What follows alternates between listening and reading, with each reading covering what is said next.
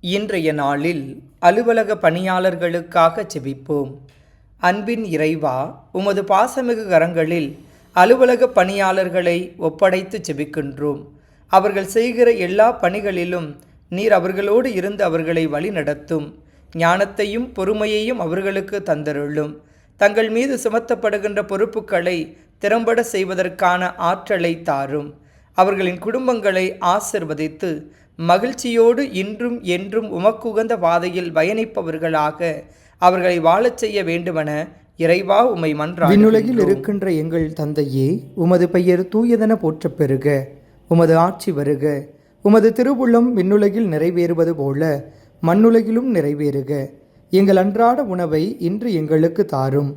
எங்களுக்கு எதிராக குற்றம் செய்தோரை நாங்கள் மன்னிப்பது போல எங்கள் குற்றங்களை மன்னியும்.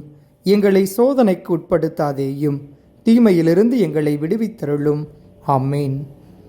அருள் நிறைந்த மரியே வாழ்க. ஆண்டவர் உம்முடனே, பெண்களுக்குள் ஆசி பெற்றவள் நீரே. உம்முடைய திருவயிற்றின் கனியாகிய இயேசுவும் ஆசி பெற்றவரே. புனித மரியே, இறைவனின் தாயே, பாவிகளாய் இருக்கிற எங்களுக்காக இப்பொழுதும் எங்கள் இறப்பின் வேளையிலும் வேண்டிக்கொள்ளும். ஆமேன்.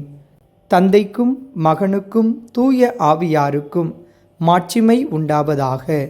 தொடக்கத்தில் இருந்தது போல இப்பொழுதும் எப்பொழுதும் என்றென்றும் இருப்பதாக.